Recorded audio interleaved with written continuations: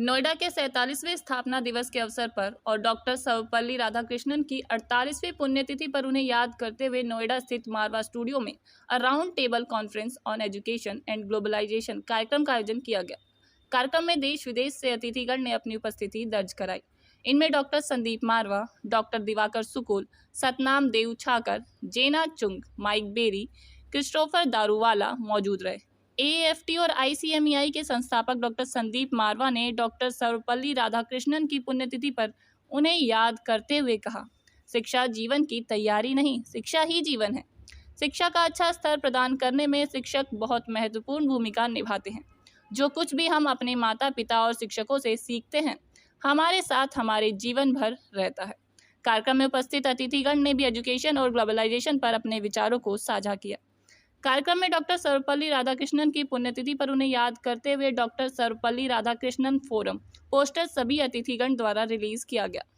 कार्यक्रम में डॉक्टर संदीप मारवा की राष्ट्रीय और अंतर्राष्ट्रीय उपलब्धियों पर बनी डॉक्यूमेंट्री को दिखाया गया। साथ ही कार्यक्रम में उपस्थित सभी अतिथिगण को संदीप मारवा द्वारा doctor Sarvepalli Radhakrishnan forum certificate और पुस्तक देकर सम्मानित किया गया। कार्यक्रम के अंत में सुशील भारती द्वारा उपस्थित अतिथिगण और स्टूडेंट्स का धन्यवाद ज्ञापन किया गया।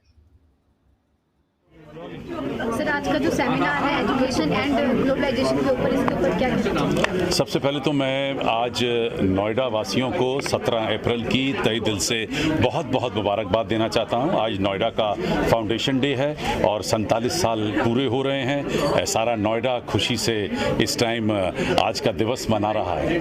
आज 17 अप्रैल है और आज ही के दिन डॉक्टर राधाकृष्णन, सर्वपल्ली डॉक्टर राधाकृष्णन जो हैं उनका आज पुण्यतिथि है और उस पुण्यतिथि के दिन ही हम लोगों ने ये तय किया था कि हम लोग एजुकेशन के ऊपर एक सेमिनार यहाँ रखेंगे। जो सेमिनार ने राउंड टेबल का रुख ले लिया क्योंकि वक्ता इतने ज़्यादा आ गए थे कि ऐसा लगा कि सभी लोगों से कुछ ना कुछ इनके विचार सुने जाएं।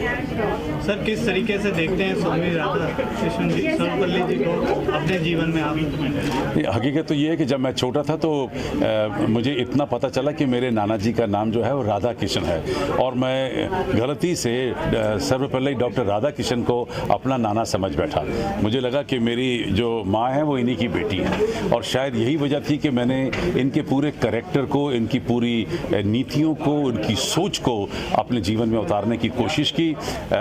जबकि मैंने कभी भी नहीं सोचा था कि मैं टीचर बनूंगा या एजुकेशनल इंस्टीट्यूशन खोलूंगा, लेकिन हो सकता है क्योंकि उनका आशीर्वाद, उनका प्रभाव मेरे ऊपर इतना बड़ा पड़ा कि मैं आज खुद टीचर हो गया और एक एजुकेशनल इंस्टीट्यूशन के साथ जुड़ा हूँ। सर, आप एजुकेशन के लिए हमेशा ऐसे कुछ ना कुछ सेमिनार करते रहते हैं, तो आज इससे क्या इसका पॉइंट निकल के आया? देखिए, जबकि ये कहने की ज़रूरत नहीं है, एएफटी ऑलरेडी सिर्फ हिंदुस्तान ही नहीं बल्कि अंतर्राष्ट्रीय स्तर के ऊपर अपना एक नया मकाम हासिल कर चुका है।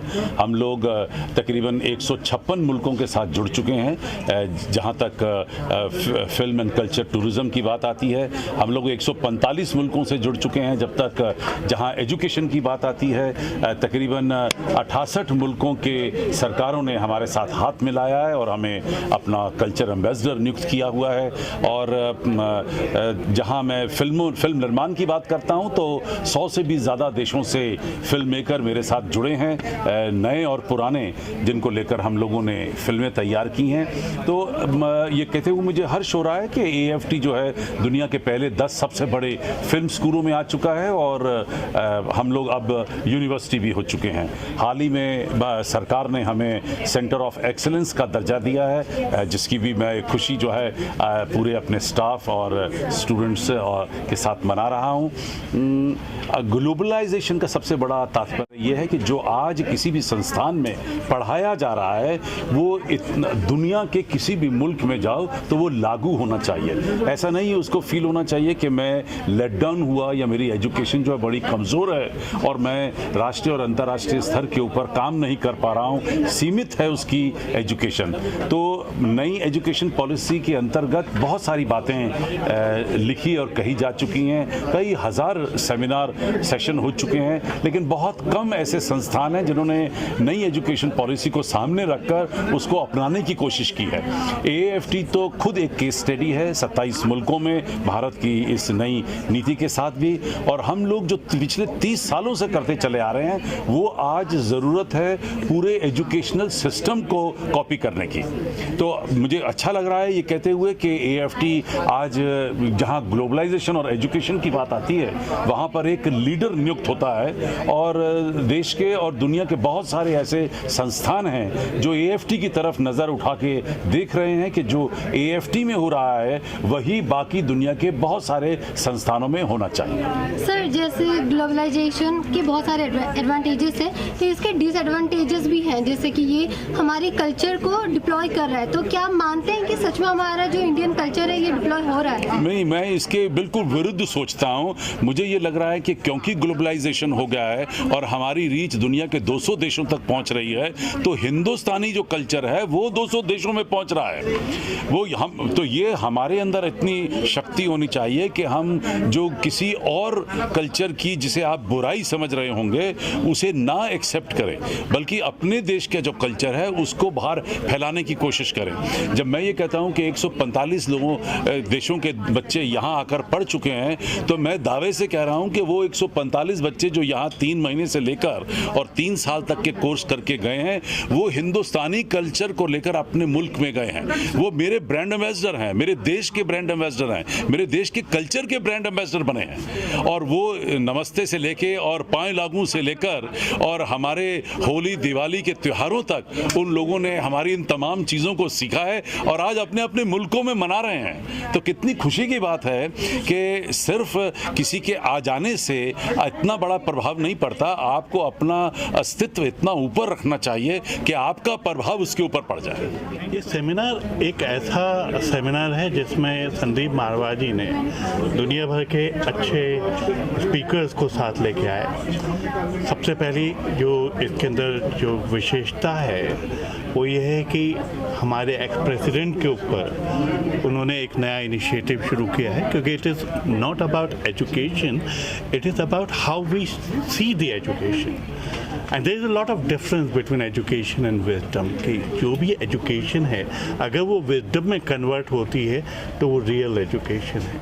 आज हम लोगों ने उसके बारे में जो चर्चा करी, जो हम लोगों का कंटेम्पलेशन हुआ, but we learn from this meeting और you know whatever you call it, उससे ये सीखा कि एजुकेशन जो है वो प्रैक्टिकल होना चाहिए, वो नॉलेज और यूनिवर्सल हम लोग किस तरह से इसको पूरी दुनिया में भारतीय कल्चर को भी कैसे लेके जा सकते हैं। But he shared with you कि India is everywhere now. Sir, कैसा फ्यूचर देखते हैं इंडिया का ग्लोबलाइजेशन के लेवल पे, ग्लोबल लेवल पे, क्योंकि G20 को भी लीड कर रहा है इस साल इंडिया?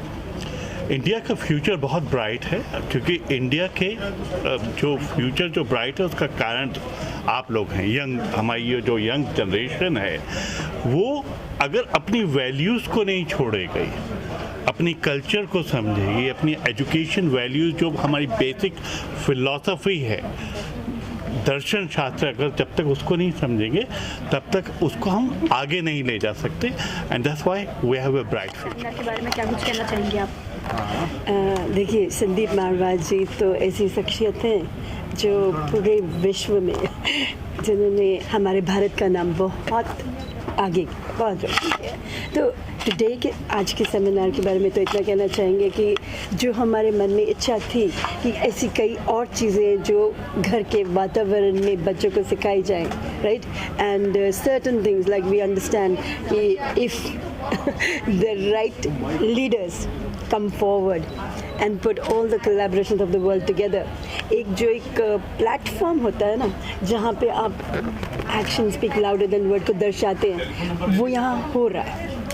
तो ये देख के बहुत अच्छा लगता है कि यहाँ पे सिर्फ बातें नहीं की जाती, यहाँ पे नॉर्म्स बनाए जाते हैं जो आगे जाके लाइफ में सबके काम आते हैं।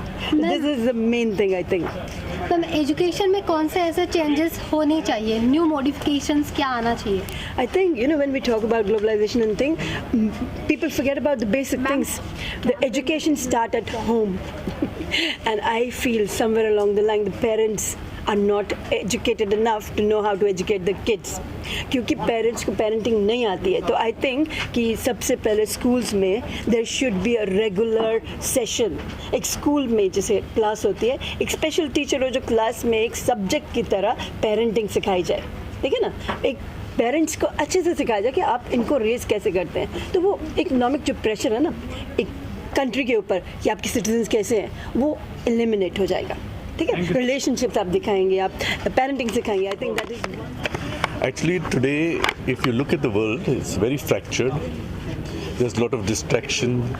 There's a lot of hardlining. And we need to start understanding people better. And this has to happen at the discussion stage, like at the forum today. We had to understand what makes people tick, what makes people want to do things that sometimes we find very unusual, when we find something very hard to accept. So we have to understand that education is about how do I use education to help people to accept each other, to bring about a broader understanding, and also to be able to say that yes, this is what we have in common, this is what we can use to build on and to create better societies. Because what's the point of a paper degree? What is the point of having all these big doctorates if you cannot talk on a humanistic level? And I think the basics of humanity is love, understanding, patience and acceptance. And I hope forums like this will address those issues now and in the future. What would you say about today's seminar? Today's seminar is very educational and very informative, and it's wonderful to get all the opinions from many different dignitaries from UK, from USA, from South Korea, and from many other countries, and even from people who from India, but there are many different fields of experts and professionals with their different opinions. It was excellent, very well done. What message you will give? The message I would like to give you is about the education and globalization. India has this beautiful word, Vasudhaiva Kutumbakam, and we are all family, one family under one God. So it's wonderful that India already has this concept of global citizen, and as Your Modi ji says, one planet, one family, one value. So we talked about social value. Thank you so much, ma'am. Thank you. था education and globalisation. ये actually 17 अप्रैल को राधा कृष्णन जी की death anniversary के लिए मनाया, और इस type के सेमिनार्स होने बड़े ज़रूरी है. उसमें ये पता लगता है कि सबके अपने माइंडसेट्स क्या है, उनके व्यूज़ क्या है, और जिसको हम ग्लोबलाइजेशन कहते हैं. Globalisation is a combination of various mindset on a common platform. This is called the globalisation. Globalisation पूरे वर्ल्ड की बात करें, चाहे हम पूरे इंडिया की बात करें, ग्लोबलाइजेशन है जिधर हम एक प्लेटफॉर्म पे कॉमन होके अपने माइंडसेट्स को और अपनी नॉलेज को शेयर करें. That is called the education. और ग्लोबलाइजेशन तो आपको मैंने बता ही दिया. तो इस टाइप के सेमिनार होने बड़े ज़रूरी है, क्योंकि इससे आपकी नॉलेज भी बढ़ती है, आपको एक्सपोजर भी मिलता है, और आपके पास में वो शक्ति आ जाती है जब आप पब्लिक में बोल सकते हैं. Thank you very much.